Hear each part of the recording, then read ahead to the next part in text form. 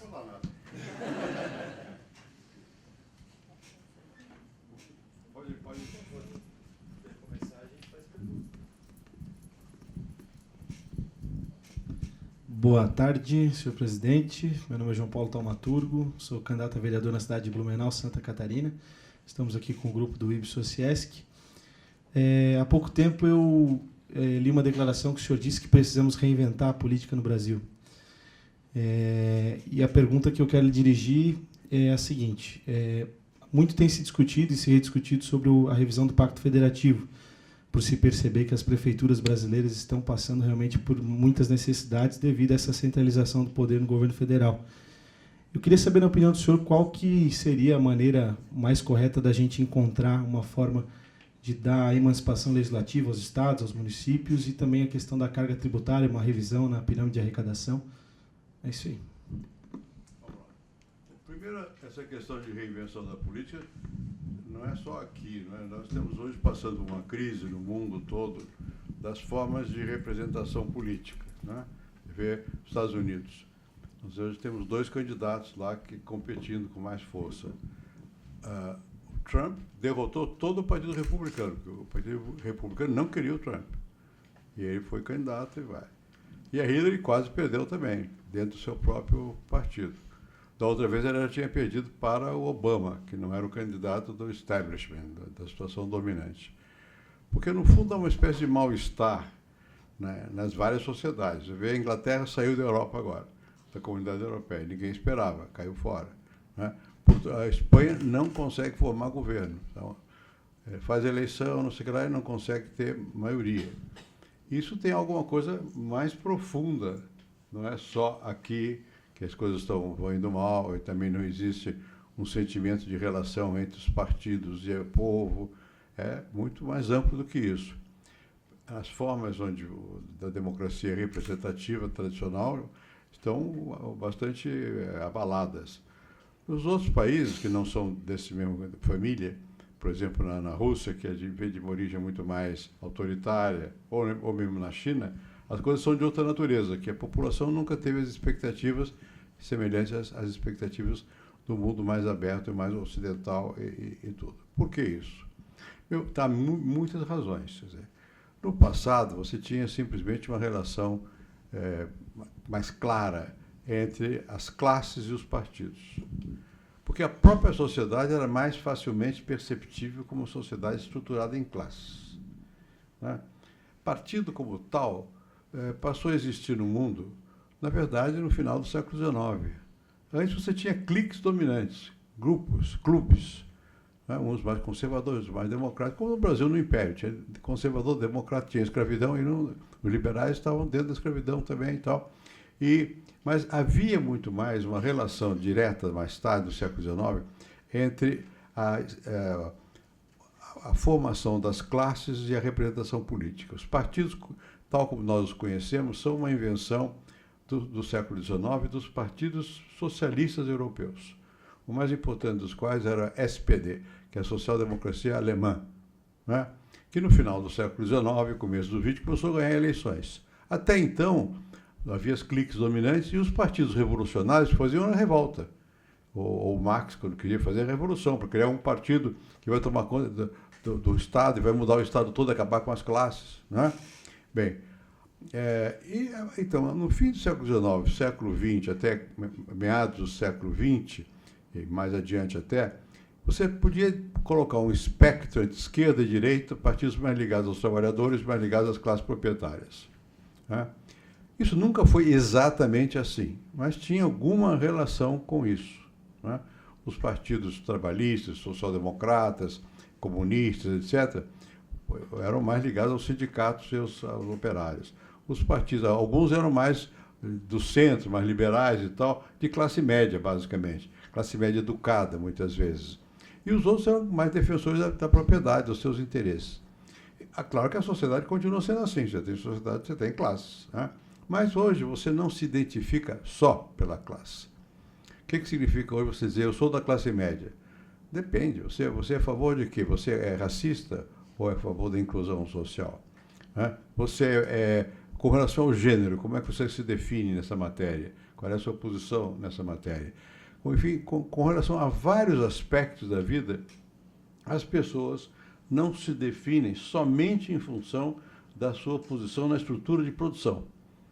A cultura passou a ter maior participação, os valores nos quais as pessoas acreditam. Então é muito mais difícil hoje você ter uma identidade direta entre partido e classe. Isso no Brasil acontece abundantemente. Quer dizer, só na briga política que uns atribuem aos outros serem da classe dominante, ou serem da classe popular, mas na prática não é isso, que as pessoas se comportam muito variavelmente e você tem muita mobilidade social. As pessoas nascem numa classe e vão para outra. Não é?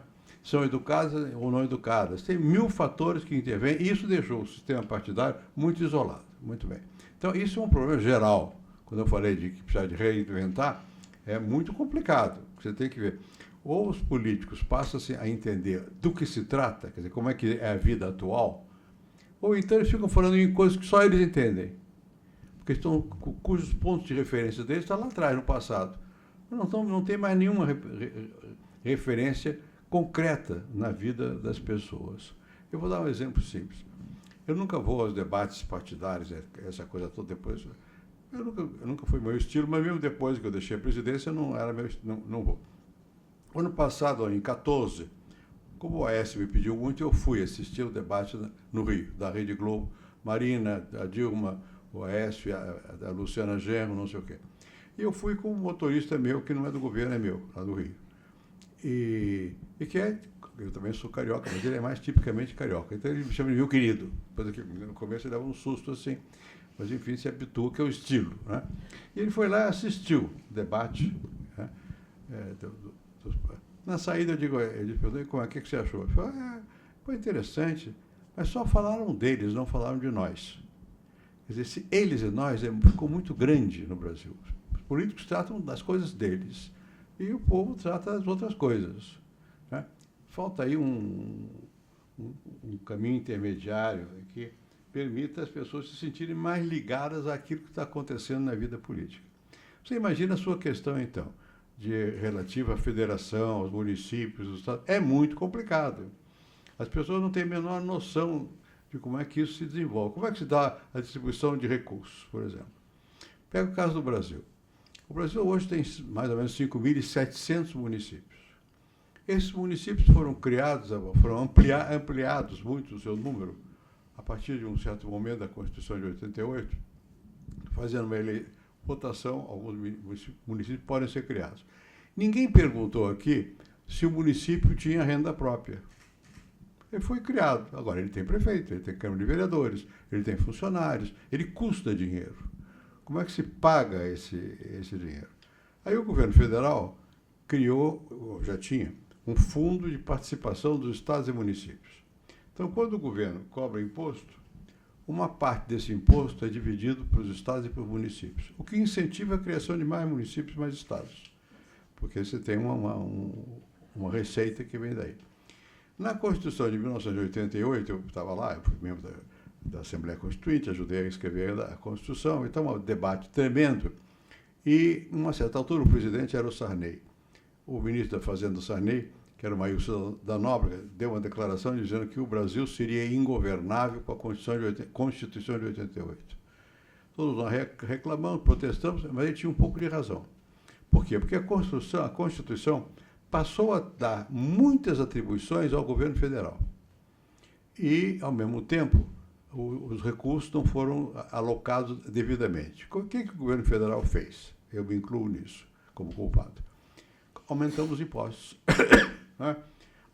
Para poder fazer frente aos desafios, tem que educação é gratuita e é universal, a saúde é gratuita e é universal, acesso à terra, isso tudo custa dinheiro. E a União, então, fez uma coisa mais marota. Para não dividir com os estados e municípios, ela não criou impostos, ela criou contribuições. As pessoas não sabem a diferença, mas se você paga uma contribuição, ela não divide para os outros, vai direto para a União. Você paga o imposto e vai para o fundo de participação. Então, a União começou a ter mais dinheiro e os estados e municípios menos. E isso provocou, como provoca até hoje, uma grande confusão financeira. Não é? Bem, no passado você tinha inflação. Quando tinha inflação, quando os estados tinham banco, o que os estados faziam? Tomavam dinheiro no mercado. Então o estado quer fazer uma obra, ele não tem dinheiro, ele não tem imposto, ele não tem de onde tirar, ele toma dinheiro emprestado. E depois não paga, porque o banco é do estado. E isso acaba transferido para a União. Isso foi um dos grandes fatores de inflação no Brasil, que o Estado passa, na prática, a emitir dinheiro. Então, o empréstimo vira, na verdade, dinheiro. Ele não tem o dinheiro, ele cria o dinheiro. Bom, o Plano Real, em grande parte, acabou com esse tipo de abuso, que nós chamamos de ralo. O dinheiro vai fechamos os bancos dos estados. É muito difícil. Fechar o Banco do Estado de São Paulo, Banespa, é uma luta. Por quê? Porque tira a força do governador. Se der a força ao governador, ele faz a inflação. Então você tira a força do governador. Mas tirou a força do governador. Depois, nós descentralizamos bastante. A Constituição descentralizou e tivemos que ir descentralizando. Aí o governo federal inventou um outro mecanismo, que é o seguinte. Hoje, o governo federal faz convênios diretos com os municípios e passa dinheiro para os municípios, salta o Estado. Só que ao fazer isso, dependendo de como seja a forma que isso é feita, ele avassala o município ao Poder Federal. O Poder Federal fica dependendo o Poder Municipal fica dependendo do Poder Federal. Isso aconteceu em grande proporção. Então nós criamos uma grande confusão e nós não temos aqui, como há nos Estados Unidos, uma outra instituição. Aqui, quando nós fizemos a Constituição de 88, nós criamos os municípios como entes federativos. Tem uma personalidade jurídica. O município presta contas a ele próprio. São Paulo tem a Câmara de São Paulo, tem uma Câmara de Contas, os estados também. Nem todos os municípios têm isso, mas enfim, há uma coisa. E tem impostos próprios, especialmente o imposto territorial rural. Só que nas zonas mais pobres, os prefeitos preferem não cobrar o imposto territorial rural, porque ninguém gosta de pagar imposto. Se gostasse, não tinha esse nome, imposto, era facultativo. Mas não é imposto, você tem que distrair da pessoa.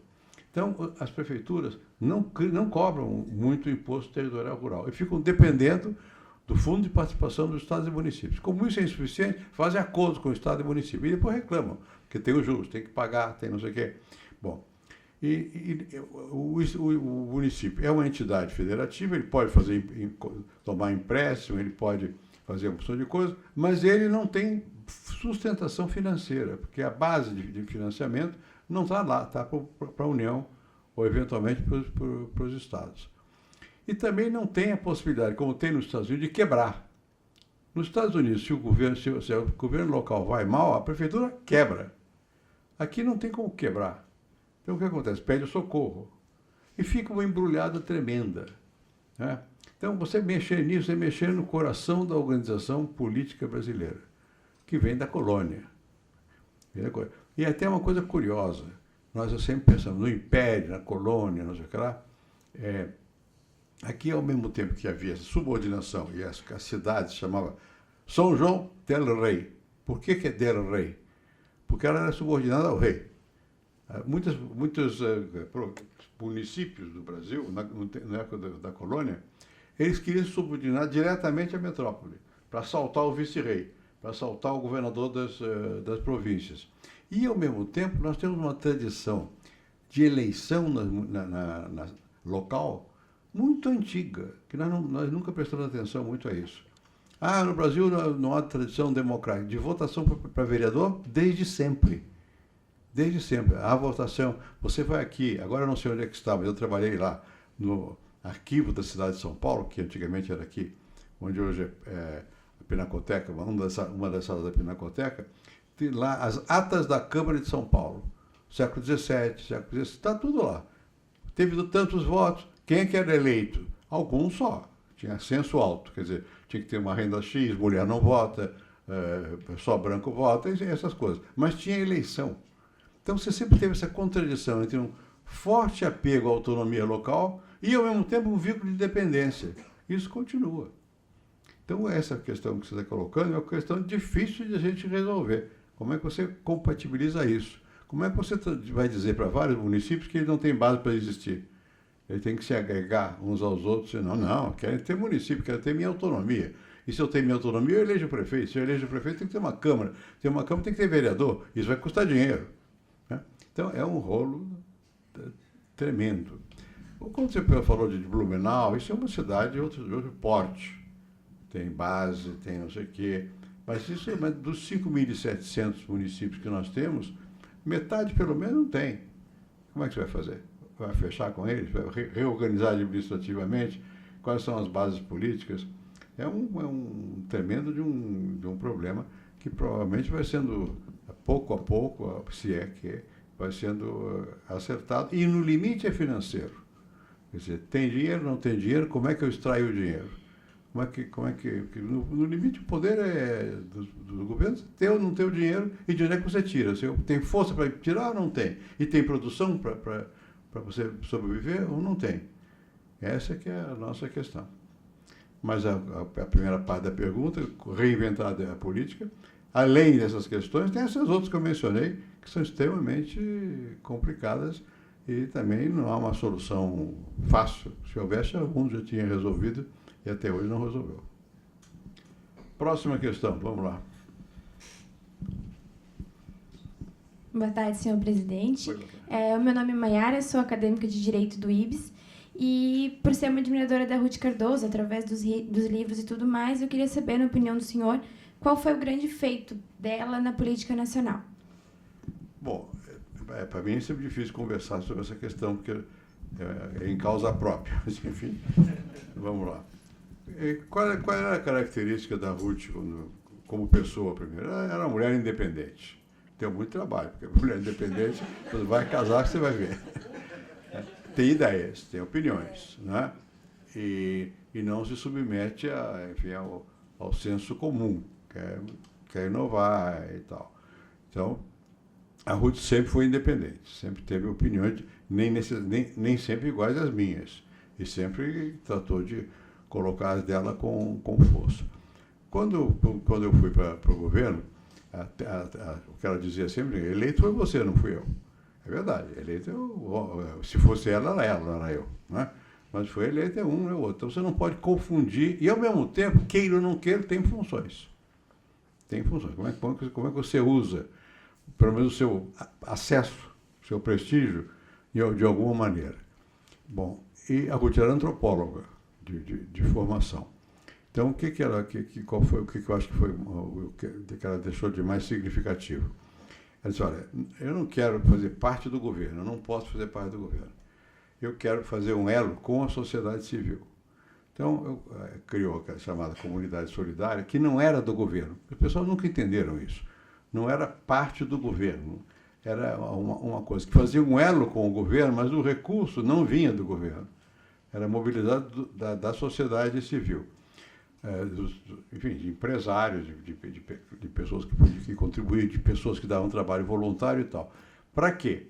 Para ver em que áreas é possível inovar nas formas de comportamento público e que pudesse depois ser generalizadas pelo governo. Então, a ideia básica é que você, ao invés de ser uma coisa assistencialista, você tem que criar alguma coisa que você valorize as pessoas e faça com que elas se unam e que elas se organizem para pressionar a sociedade e o governo para obter recursos. Isso era muito nítido na cabeça da Ruth. Né? Quantas vezes os deputados ficavam loucos, porque queriam o quê? Queriam ter acesso a ela para que ela tivesse poder, junto a mim ou quem fosse, para distribuir cesta de comida. Ela dizia, mas isso não é a função do governo, não é, em situação de necessidade você dá comida, fora disso você tem que dar trabalho, tem que dar autonomia, tem que dar capacidade da pessoa se organizar, tem que fazer parceria, com que a pessoa atue. Então eu acho que essa foi a maior contribuição que ela deixou como estilo. E eu fechei, como é que chamava o negócio de beneficência que tinha no governo federal, que historicamente foi importante, foi criado para a mulher do Getúlio, da Ci Vargas. Mas depois, no tempo do Collor, virou uma bandalheira. Vou dar só um exemplo. Vamos distribuir cesta básica. Era a paixão de todo mundo. Pô, tem que distribuir. Se você tem uma fome, tem uma situação, vai fazer o quê? Você tem que dar cesta básica. Mas, normalmente, o ideal, não. Bom, começava a distribuir cesta básica para índio. e dava macarrão. O índio não come macarrão. Mas os produtores de macarrão vendiam dinheiro, vendiam macarrão para a cesta básica, né?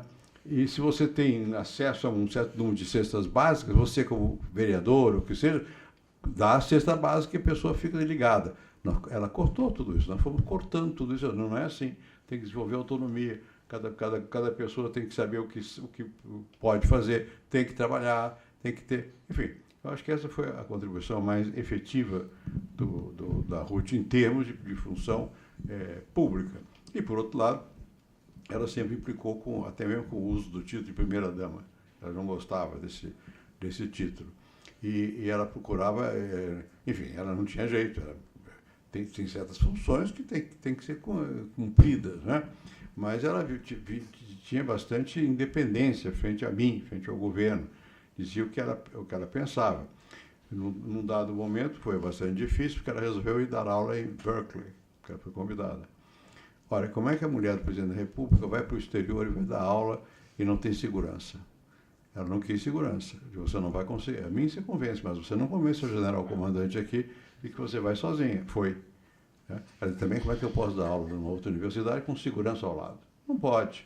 Foi, passou 3 meses em Berkeley, ninguém sabia que ela era... Sabíamos dali, mas nunca, não foi um fato público. Nem ninguém sabe no Brasil que ela deu aula em Berkeley enquanto era mulher do presidente da República. Quer dizer, isso é outra coisa, estou em outra função. Quer dizer, tinha que ter esse exemplo de uma pessoa cidadã, que tem uma integridade básica de comportamento e não vive às custas da função do marido. É isso. Alguém mais tinha uma pergunta aqui? Boa tarde. Meu nome é Wellington, eu sou doutor em filosofia, da área de ética e filosofia política. É um perigo isso. É um perigo. Certa vez eu me deparei com um texto que eu acho que...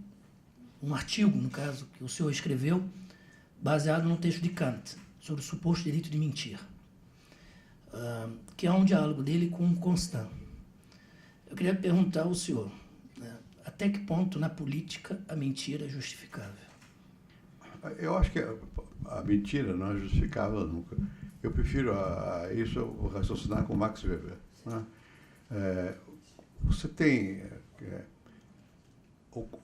alguém que tem uma responsabilidade de governo, de Estado, tem que ser responsável não só por ter pessoalmente uma coerência entre os seus valores e sua conduta, mas com os efeitos das suas decisões sobre terceiros, né? Porque se você quiser ser coerente com você mesmo e você for padre ou filósofo e ficar em casa escrevendo, não é fácil, mas você pode. Você tomando decisões, você tem que fazer escolhas, e às vezes a escolha, mesmo que você esteja motivado pelos valores mais altos, dá mau resultado. E as pessoas sofrem as consequências. E você tem que se sentir responsável por isso aí, embora não seja a sua definição. Então, na verdade, em certos momentos, o político é obrigado a não dizer o que ele sabe. Eu vou dar um exemplo meu, pessoal. Uma vez eu ia para o Nordeste até, mas passei pelo Rio de Janeiro. Era um momento de muita tensão no mercado financeiro. Câmbio. Câmbio é uma matéria delicadíssima. Qualquer coisa, qualquer sinal que você dê varia. A bolsa, o câmbio, desvaloriza, valoriza. É complicado.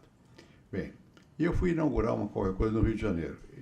E veio um grupo de repórteres me perguntar a respeito do que queria acontecer com um personagem que era importante nessa área. Eu digo nada. Eu sabia que ele ia ser demitido. Se eu dissesse, o câmbio ia estourar. Então, o que você faz? Você está mentindo ou você está sendo responsável perante a sua função maior? Então, é muito mais complicado do que simplesmente ser verdade ou mentira, não é? É muito mais complicado. Eu omiti. Na verdade, eu menti, porque eu disse que não vai acontecer nada. Ia acontecer. Agora, se eu digo que vai acontecer, não posso, não é? Quer dizer, isso é uma coisa muito complicada, porque quem é treinado na ciência ou na filosofia é treinado para a verdade. Quando você descobre alguma coisa, você sai correndo para dizer que você descobriu, não é? E agora você vai para a internet, porque senão o outro descobre e põe o nome dele. Eu descobri. quando você está na vida política, você tem que fingir muitas vezes que você não sabe, que a ideia não é sua, que a ideia é do outro, porque senão o outro fica contra. Então, como é que você sai dessas questões todas? Não é simples. Agora, isso não é que você esteja autorizado a mentir. Mesmo Maquiavel, que é o autor citado nessa matéria com frequência, que o Maquiavel diz que o príncipe, o rei, quem manda, né, nas grandes decisões, se ele for um homem de Estado, ele não vai ser julgado por ninguém. Ele quer dizer isso, quer dizer, vai ser julgado por ele mesmo. É uma violência, vai ser julgado. Mas é dizer, olha, a responsabilidade é tanta que é sua. Né? E você, dependendo, quando está no texto em italiano é muito claro, né? Nas grandes questões, você tem que ter uma espécie de perdão por não revelar a verdade. Não é que ele seja, não é que ele não diz que os fins justificam os meios. Não é bem isso. É mais complicado que isso. Virou, os fins justificam os meios. Né? Não é bem isso. É mais complicado. Ele está pensando essas situações dramáticas. Né? E há outros autores que discutem a decisão em momentos difíceis, agônicos, né? Porque você vê que tem valores que são conflitantes. Né? Não matarás, você é cristão, não matarás, vai para a guerra, vai matar. Né?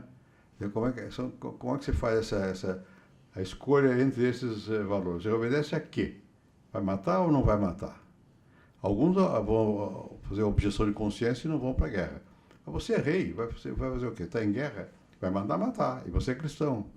Enfim, essas questões todas são extremamente difíceis, é melhor não se meter a balão e não ter que tomá-las.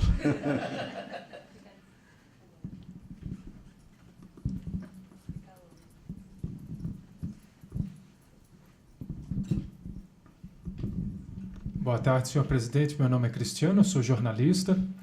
E aqui, antes de a gente chegar para a conversa com o senhor, eu estava conversando com o Alexandre e a gente falou muito que aqui no Brasil a gente deposita muita expectativa em cima de uma pessoa só, que é o presidente da República, até por causa do nosso regime.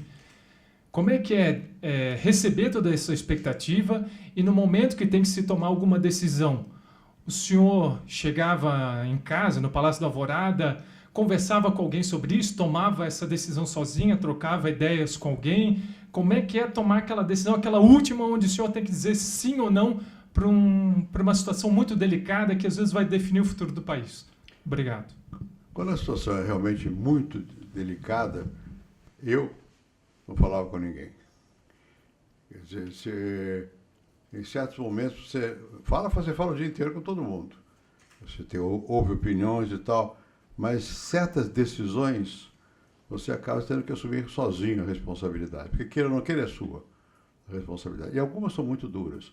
Algumas são banais, mas são muito duras. Você tem que demitir uma pessoa que é seu amigo, que é correta, mas que a circunstância não permite mais que continue. O que você faz? Né? Aí você tem que pensar em termos de Estado. Né? É minha responsabilidade, é minha, não é do outro. Né? E você conversar, eu sempre conversei com várias pessoas, a Ruth inclusive, e talvez até principalmente, mas certas matérias as pessoas nem sabem, nem entendem as delicadezas da matéria. E em certos casos, é melhor você não falar. No limite, a decisão é sua. E mesmo quando você pensa que é o outro que está influenciando, a culpa vai ser sua. A quem que vai ter que prestar conta da história é você. Deixa eu dar um exemplo que vira e mexe, está na baila aqui no Brasil. A questão da autonomia do Banco Central. Né? É uma questão delicada. Bem, o Banco Central mesmo que o Banco Central seja autônomo, o povo não sabe, não vai cobrar nada do presidente do Banco Central, porque nem sabe quem é. Vai cobrar do presidente da República, que ele elegeu. Não é? Então, se você dá uma autonomia plena ao presidente do Banco Central, você deixa o presidente à mercê das decisões dele, sofrendo os reflexos políticos da decisão financeira dele. Tem modo de resolver essa questão, tem biomecanismos. Né? Uma vez eu estava em Nova York e eu deixei meu auditório muito assustado, porque eu disse, olha, eu não sou favorável à autonomia plena, Se eu fosse favorável, eu não poderia ter demitido, demitir 3. Como é que faz? E se você não demite em certas circunstâncias, você vai pagar um preço enorme. Você pode errar também, mas acertando ou errando, você vai pagar o preço, não é a pessoa. Então, em uma decisão dessa, você vai tomar com quem? Você vai ouvir uma opção de pessoas. Mas, no limite, você tem que se haver com a história. Tem gente que não tem muita noção da história e vai em frente. Vai. Você tem noção da história, você sabe que você é melhor você imaginar que o peso vai recair sobre você. E, portanto, não é à toa que os presidentes envelhecem no exercício do poder, porque saibam ou não saibam, sofrem as consequências disso. E mesmo quando você se consola, diz, a história vai me julgar, a história muda de opinião. Muda de opinião. Num certo momento da história, o jeito é formidável, no outro é ruim. Então, nessa situação, você tem que saber que é assim. E você, no fundo, aí, você tem que pensar, bom, eu estou agindo da melhor maneira que eu posso. Eu não vou ser julgado pela minha intenção. Os outros vão atribuir muitas intenções diferentes, né? Eu vou ser julgado pelas consequências do ato, como diria o Weber. Mas eu, para mim mesmo, vou me julgar pela minha intenção. Eu estou cansado de ver, agora menos, porque por sorte estou mais afastado. Mas, fez isso porque queria aquilo. Como queria aquilo? Quem que sabe qual é a motivação que leva alguém a tomar uma decisão? Quem é que sabe? Às vezes a pessoa não sabe, é subconsciente. Às vezes o psicanalista sabe, às vezes o padre confessor, às vezes não sabe ninguém. Na imprensa vive o tempo todo. Ele fez isso porque queria aquilo. Eu sempre me impliquei com essa questão de julgar intenções. Julgo o ato da pessoa. A intenção, não, sabe Deus, é tão difícil, mas para você tem que se conformar. Bom, não era o que eu queria. Deu mau resultado, mas não foi culpa minha. Mas não foi motivado para dar tal resultado. Então, eu apacento a minha consciência. Eu não imaginava que fosse dar isso. Mas deu. Historicamente, a responsabilidade é porque deu. Ou não deu. É isso.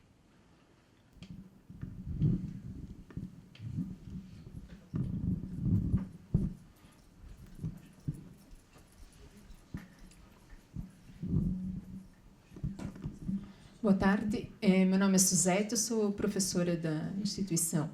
Senhor presidente, com relação às características, a ênfase do seu governo, né, a política para a ciência e tecnologia, temos ela uma marca, né, na inovação. Os governos seguintes, essa política foi marcada, podemos dizer, mais pela inclusão social, né?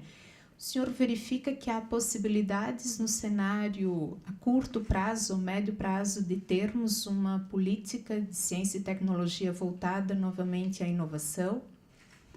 Obrigada. Eu acho que isso é imperativo, né? Porque o mundo nosso hoje é um mundo da inovação, né? A falta de inovação limita a capacidade de um país se desenvolver, né? Há muitas dificuldades, né, em você sustentar uma política de inovação. Meu próprio governo, nós tentamos algumas coisas. A inovação não é só do governo, ela está na sociedade, está no espírito das pessoas, né? Eu sempre digo e vou repetir aqui, a grande vantagem do mundo anglo-saxônico é que eles inventaram a universidade de uma maneira diferente do resto do mundo. Quer dizer, porque a universidade, nos Estados Unidos principalmente, mas também na Inglaterra, também um pouco na Alemanha e talvez em algum outro país mais, não é só um local de liberdade, como é um local que tem uma porta para um lado do governo e outra porta para o lado da empresa. A universidade é tão forte que ela tem tanta confiança em si mesma e na sua autonomia, na sua capacidade de produção, que ela não tem medo de ser comprada pela empresa nem coagida pelo governo. E ela entra em contato. Então, as grandes universidades anglo-saxônicas, mas mais especialmente americanas, eu fui professor em muitas universidades, brasileira, só aqui na USP, latino-americanas, fui professor no Chile, mais de uma, dei aula na Argentina, dei aula em muitos lugares, mas fui professor mesmo no Chile, no Brasil, fui professor nos Estados Unidos, em várias universidades, algumas das maiores, fui em Cambridge, na Inglaterra, fui na Sorbonne, em Paris, na França. Bom, então o que diferençava essas universidades? É que a universidade inglesa, mas muito mais marcadamente americana, tem uma criatividade enorme.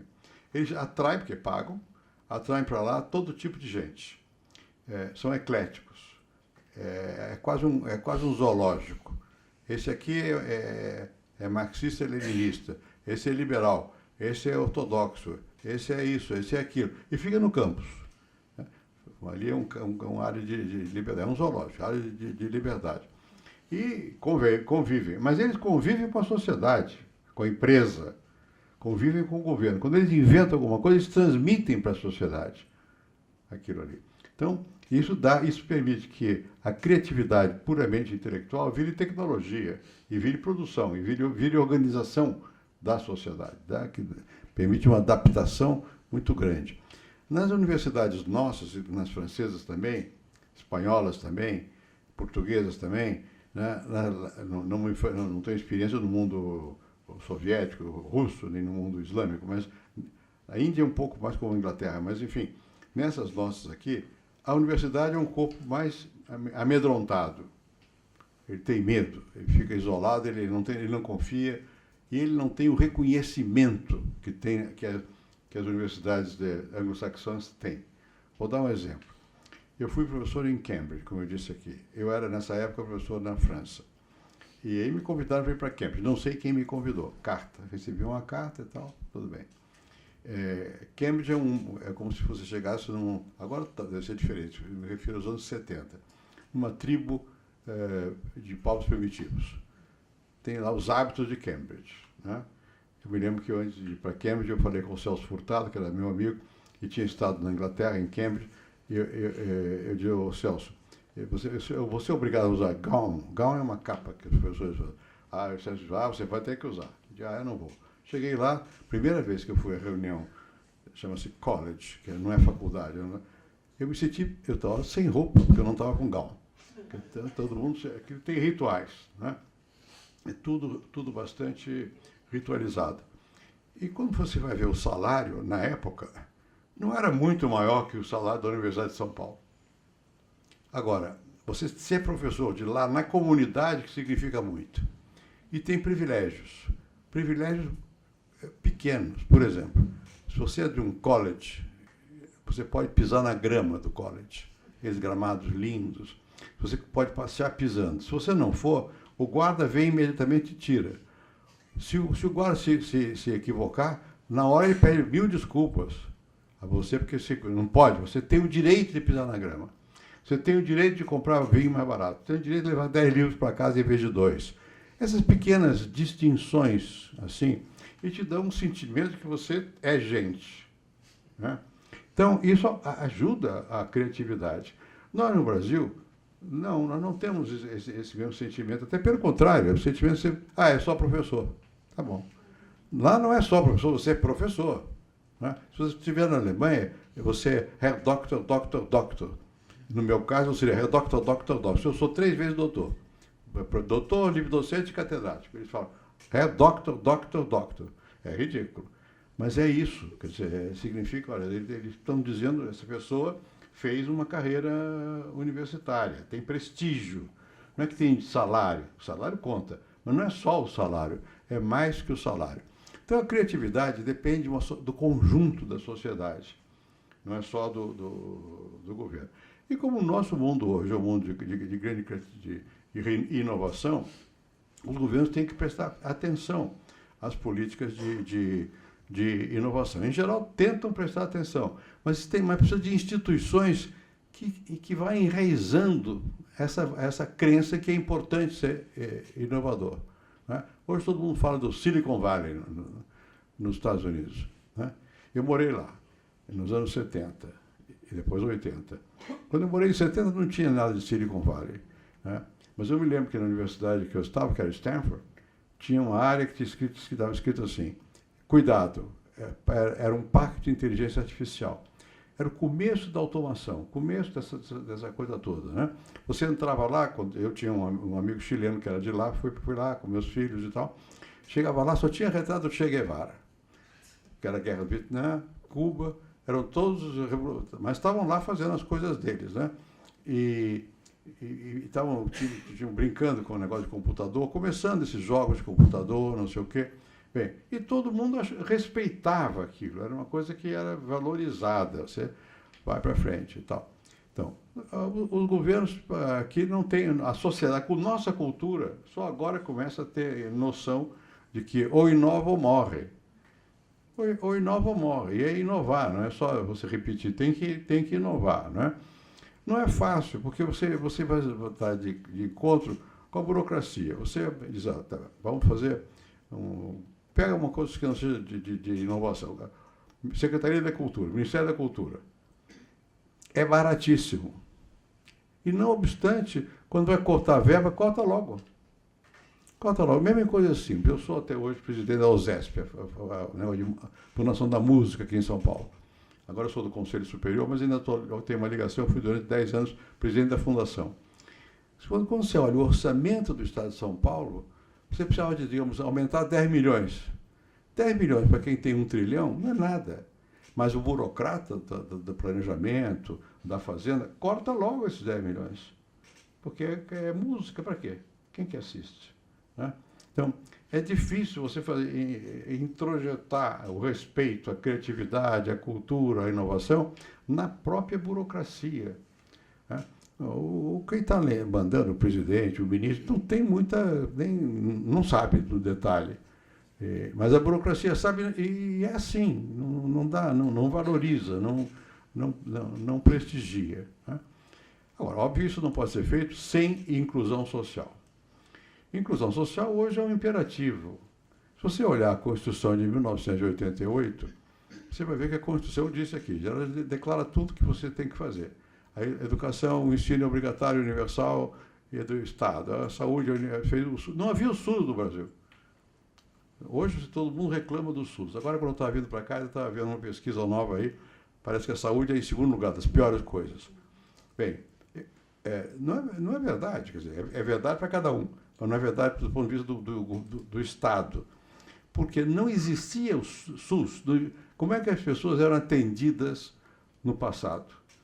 Eram pelas casas de caridade, a Santa Casa, portanto, algumas igrejas, grupos de imigrantes, sírio-libanês, não sei o quê, grupos de imigrantes, ou corporações, de APTEC, os institutos de pensão e aposentadoria.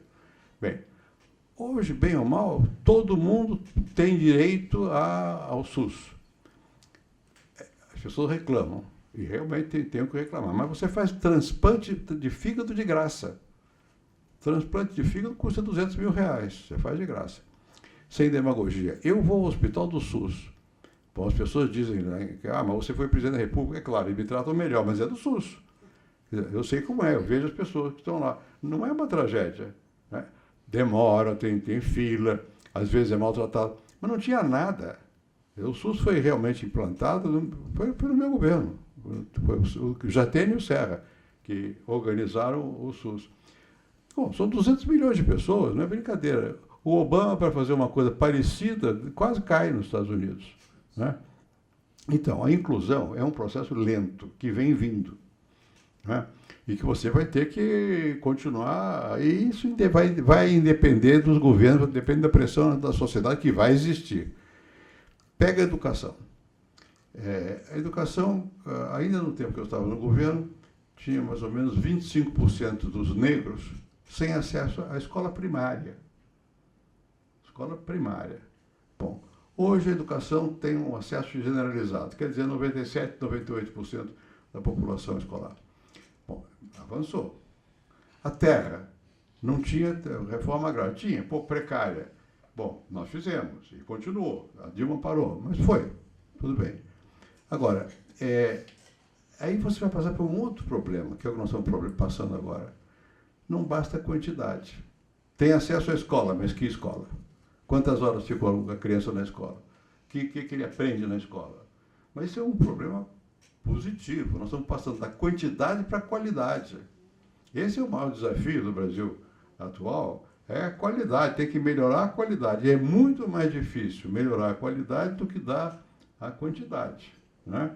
E, claro, quando você passa por uma tormenta, como nós estamos passando agora nesses últimos 4 anos, crise para cá, crise para lá, desorganização, etc., etc., isso tudo vai ter efeito de certo de longo prazo. Você não resolve isso num ano, é um retrocesso.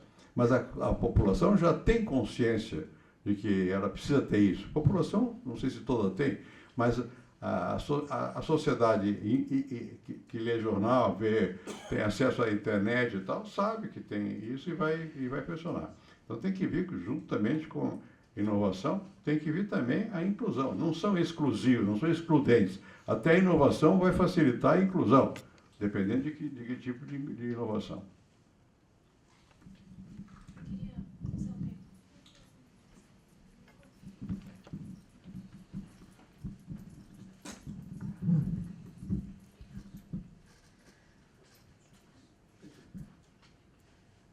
Oi, meu nome é Tatiane, sou professora de economia. Eu gostaria de fazer uma pergunta, até uma forma de expressão mesmo, né? Normalmente as pessoas não têm tanto prazer, às vezes, na sua profissão, né? E o professor, no Brasil, eu considero uma das profissões que as pessoas estão ali por amor mesmo, porque financeiramente todos nós sabemos que não é a melhor que tem, né? Deveria, não é. Então, assim, ó, eu vi uma reportagem do presidente Michel Temer, onde ele desclassificou, né, os professores universitários do nosso país, e nós fazemos doutorado, mestrado, doutorado, a gente tenta ao máximo por amor à camisa e pagando do nosso próprio dinheiro. E ele, com um grupo de empresários, ele falou, dizendo assim, que ele não gostaria que aqueles que estivessem ali contratassem os nossos universitários, saídos das nossas universidades, que contratassem pessoas formadas no exterior, né? Tem vídeo na internet sobre isso. Até os meus alunos me encaminharam esse vídeo, que me deixou extremamente estarrecida, assim, né? Então, vindo do próprio presidente, essa opinião, o que poderia, né, ser feito para nos qualificar, sendo que nos outros países, vários países querem contratar os nossos universitários. O Canadá vive pedindo nossos engenheiros, eu dou aula para engenharia também, né? Então, assim, eu vejo por que dentro do nosso país nós fomos, né, tão desqualificados. Eu não sabia dessa opinião do Temer, e acho estranho, porque o Temer é professor. Pois é. É professor de Direito Constitucional da PUC, né?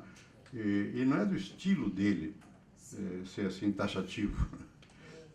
Acho estranho que seja isso, porque não tem nada que justifique isso. Pedir para não contratá-los daqui, para começar, é uma irrealidade, porque tem que contratar quem está aqui, tem que trazer mais gente, tudo bem. Né? E o tema que eu saiba nunca estudou no exterior, nunca estudou. Então, qual é não sei por que ele tomaria essa posição. Eu acho que se tomou, se equivocou, mas eu prefiro achar que foi erro de compreensão do que ele disse, porque não tem sentido. Tem que contratar o que puder, não é? E tem que melhorar a qualidade, sobretudo em matéria de formação e tal. Eu acho que você tem que ter a humildade e entender que quanto mais contactos variáveis você tiver, melhor é. Né? Se você traz gente de fora, não é mal. Você manda alguém daqui para fora, também não é mal. Agora, não é imaginar que você, só porque foi lá fora, melhorou. Nem sempre. Nem sempre. Eu sou muito cauteloso nessa matéria. Por exemplo, eu tenho brigas com meus netos e tal, a respeito do assunto, que hoje está na moda na juventude brasileira, por razões compreensíveis, de se graduar no exterior. Eu acho que, se haver uma boa escola aqui, é melhor fazer a graduação aqui. Faz a bolsa sanduíche, passa o ano fora, foi bom, vê, varia, compara, volta para cá. Eventualmente faz um doutorado fora, quando for o caso, um pós-doutorado, né? Mas é bom você ter, porque se você vai muito jovem para fora, perde raiz. Né? E do ponto de vista do país, é importante que você esteja enraizado. Né? Longe de mim achar que as pessoas não devam estudar fora. Mas eu acho que podendo estudar aqui, é bom estudar aqui e melhorar as condições daqui. Trazer gente de fora para cá. Você falou do Canadá. O Canadá faz isso abundantemente. Atrai gente o tempo todo para o Canadá. Nós atraímos pouco. Nós dificultamos muito a vinda do estrangeiro para cá. Né? Agora melhorou, mas antigamente não era possível nem contratar para a universidade. Aqui nós temos uma tendência chamada inbreeding, quer dizer, ficar reproduzido dentro da própria escola. Numa escola americana, você dificilmente fez a carreira toda naquela universidade. É da natureza, da cultura deles mudar. Vai de uma universidade para outra, depois eventualmente volta. Isso é bom, porque cada local tem uma cultura diferente. E você não avança se você não comparar. A coisa pior do mundo é você não ter termo de comparação. Porque você pensa que você é ótimo. Você não está se comparando com ninguém, você é maravilhoso. Agora, se você começa a ter contato, você começa a se comparar, você vê suas limitações e tenta melhorar, aprender e tal e coisa. Mas eu não acho que se justifique de forma alguma essa ideia de que você não tem, que você necessariamente tem que apelar ao de fora. Não é? Em certos casos você não tem aqui, então vai, ou complementa lá fora. Né? E depois outra coisa, o fora e o dentro no mundo de hoje é muito relativo, porque a internet une tudo. Vai para a medicina, o protocolo é o mesmo, sobretudo a medicina brasileira, que é basicamente americana, muitos deles estudaram nos Estados Unidos e quando não estudaram estão o tempo todo em contato.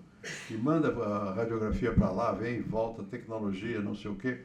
Quer dizer, então vai diminuindo esse negócio de dentro e fora em várias áreas. Há outras áreas que não. Às vezes você não tem o equipamento necessário para fazer certo tipo de pesquisa, certo tipo de investigação.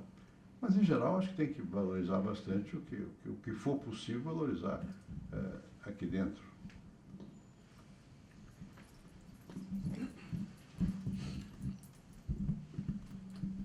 Boa tarde, meu nome é André, eu sou advogado e professor da instituição também. Eu li um prefácio do senhor, que o senhor escreve no livro do Nelson Mandela, fazendo um relato como foi a sua relação com ele, de forma breve, e fala que ele foi um líder popular e não foi um populista. Diante desses governos latino-americanos, eu queria saber a visão do senhor sobre o populismo, porque um político depende da sua popularidade, mas ele pode ser uma pessoa populista. Eu queria ver a sua visão sobre isso. E como é para o senhor ver que o discurso que tanto o criticava, já nessa linha populista, acabou sendo seguido da mesma forma, talvez por outro nome de concessão, mas voltando agora às privatizações novamente, que é tanto condenado. Obrigado. Bueno, veja, a noção de populismo é um conceito antigo e meio vago nas ciências políticas. Né? No caso da América Latina, onde isso foi mais fortemente caracterizado, embora os americanos falassem de populismo para alguns dos presidentes ou políticos deles, de populismo na Europa, etc., etc., basicamente está se referindo ao quê? A líderes políticos cuja verborragia grande atrai a população, tem valores que são simples de chegar à população e que, em geral, reduzem tudo a que eles são capazes e os outros não. Eles são líder, eles dispensam, às vezes, até partidos, é ele que é o líder e tal. Isso varia de local para local, etc., etc. Uns foram mais característicos que outros.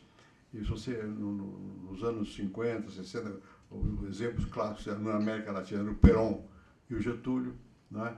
O Getúlio Vargas, que é grande líder populista. Ora, é difícil caracterizar o Getúlio só dessa maneira, porque o Getúlio era uma pessoa da classe dominante, o Getúlio fumava charuto, jogava golfe, andava de colete, né?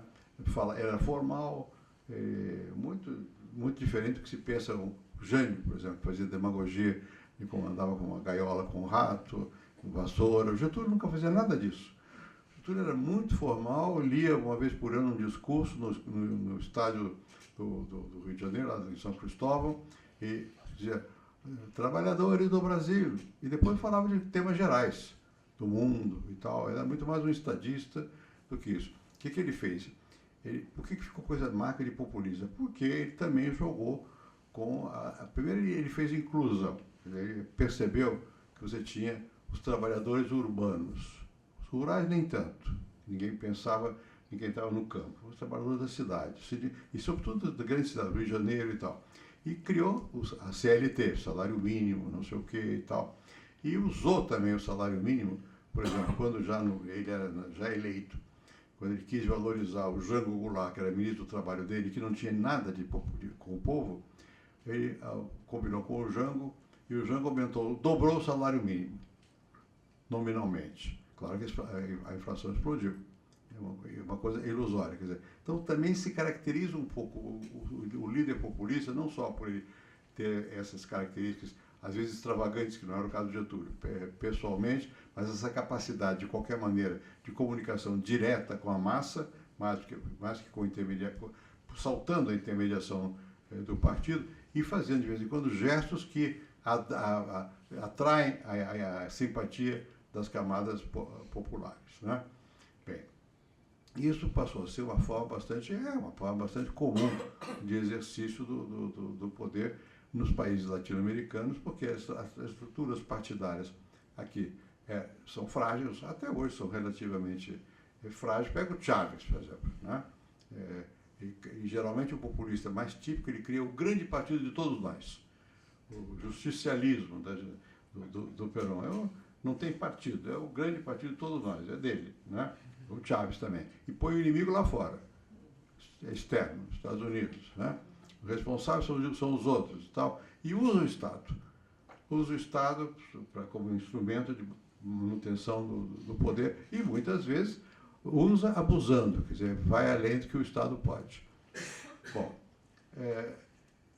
e frequentemente o líder populista é popular. Agora, nem todos que são populares são populistas, por isso que eu falei do Mandela. Eu conheci bastante o Mandela. Quer dizer, o Mandela não era um homem de guiar a máquina do Estado. Não era.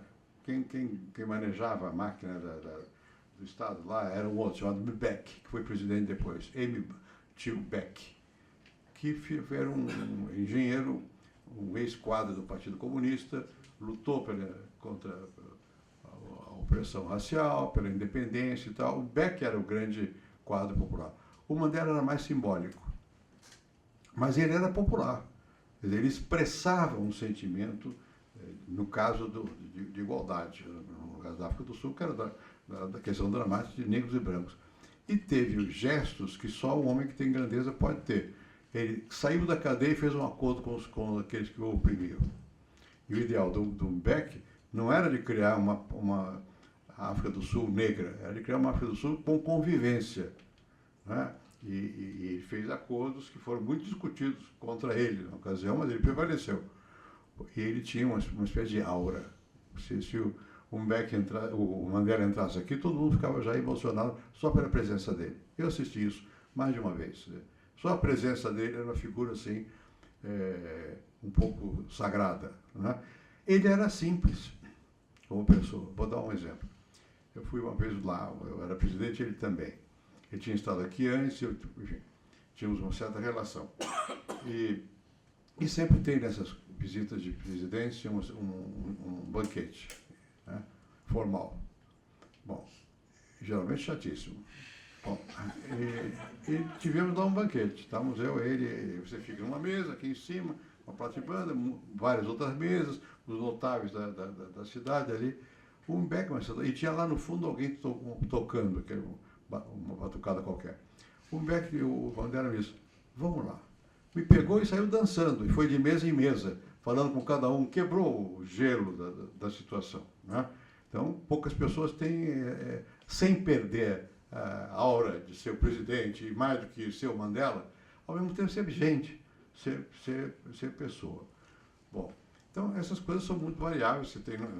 Ele era popular sem ser populista, porque ele administrou, tomando em consideração as disponibilidades efetivas para construir alguma coisa em benefício do povo. O próprio Getúlio nunca foi completamente desligado. O Getúlio foi ministro da Fazenda, do Washington Luiz. Ele era muito, pessoalmente, ele era austero também. Ele fazia alguma demagogia, talvez. A maior, não é nem demagogia. Ele reconheceu a importância dos trabalhadores. E criou um sindicato que quis dominar e dominou. Aí já foi uma coisa mais mussolinesca, mais fascista e tal. Bom, e é muito difícil você, estando no governo, você não utilizar os instrumentos, se você souber falar, os instrumentos ao seu alcance para manipular. Porque se você tem... Por que na Constituição brasileira e nas constituições democráticas o presidente não pode fazer plebiscito? Porque se o presidente é competente para falar, ele faz o plebiscito da hora que ele quer e ele ganha o plebiscito. Porque ele tem um quase monopólio da comunicação, porque sendo presidente todo mundo ouve. Tá, o dia inteiro ele está no jornal. Né? Então, na Constituição Democrática, só o Congresso pode fazer o plebiscito. O Congresso não quer nunca. Porque se o presidente puder fazer, ele faz a favor dele. É o que faz. O Chaves fez plebiscito, o Morales está fazendo plebiscito para ser mais uma vez eleito diretamente ao povo. Né? Então, geralmente, esses líderes têm essa capacidade, como Hitler. Né? Não estou julgando, uns vão para a direita e outros para a esquerda, mas formalmente manipulam do mesmo jeito e geralmente saltam o partido. Vamos terminar. Saltam o partido. Então, você, ao exercer o poder, se você não for populista, isto é, se você não quiser utilizar esses instrumentos de controle da opinião pública o tempo todo, e se você quiser também o tempo todo, ao mesmo tempo que se preocupa com a inclusão, verificar se pode ou não fazer, é difícil e você frequentemente perde a popularidade. Né? Eu disse várias vezes, mas muito recentemente nos Estados Unidos, quer dizer, eu perdi muitas vezes a popularidade. O que eu nunca perdi foi a credibilidade, o respeito. Você pode governar sem popularidade, você não governa sem credibilidade. Né? E são coisas diferentes. São coisas diferentes. Você tem que ter mais preocupação com a credibilidade do que com a popularidade. Claro que todo mundo quer ter popularidade, até porque você precisa ter voto. A certa altura precisa. Mas se você se deixar levar só pela popularidade, você acaba fazendo as coisas que não vão dar certo. Né? E perde tudo, e acaba perdendo a credibilidade. Acho que é isso. Última pergunta. Eu estou sendo pressionado porque tem mais gente me esperando por lá. Boa tarde, senhor presidente. Meu nome é Giancarlo, sou farmacêutico e professor. É uma honra conhecê-lo. Eu já tinha vindo várias vezes para São Paulo e nessa vez eu me assustei com a quantidade de moradores de rua, né? Até aqui na frente, muita gente. Diante do quadro atual, de tudo que a gente está vivendo, o senhor pensa que deveria ter feito alguma coisa diferente? Em algum momento o senhor acha que, diante do quadro como o senhor deixou o país, poderia estar numa situação diferente, com alguma atitude? Sem dúvida alguma. Quando você volta e olha para trás, se você não achar que podia melhorar, você está ruim, né? E você erra muitas vezes, você só vê o erro depois, né? Agora, cada momento da história, você tem alguns problemas para resolver. Você não pode resolver todos os problemas, você tem que fazer algumas escolhas. Algumas você faz a escolha, talvez não tem nem solução. Aquilo é que é premente. Quando eu fui para presidente da República, eu tinha acabado de ser ministro da Fazenda do presidente Itamar Franco. Na época, qual era o grande problema do Brasil? A dívida externa e a inflação. Né? E, como consequência, a pobreza. Né? Porque a inflação é um imposto tremendamente desigual e que vai todo mundo. Então, eu me concentrei basicamente nessas questões. Mas, ao mesmo tempo, eu achava, pelas razões que eu deixei já entrever aqui, que precisa melhorar a máquina pública, o aparelho público, né? Tirar a garra dos partidos do controle do governo, das empresas. Não é fácil. Hoje mesmo eu estava lendo um livro sobre a Petrobras. Não me lembro nem, mas é uma moça grande, li por cima. E a Petrobras. O que eu quis fazer com a Petrobras? Primeiro, a Petrobras, eu preciso dar entre parênteses, meu pai era general e era muito favorável à Petrobras. Pertencia ao grupo dos nacionalistas do petróleo. E eu também. Eu fui presidente, eu fui tesoureiro como é que chama? Círculo de Estudos e Defesa do Petróleo.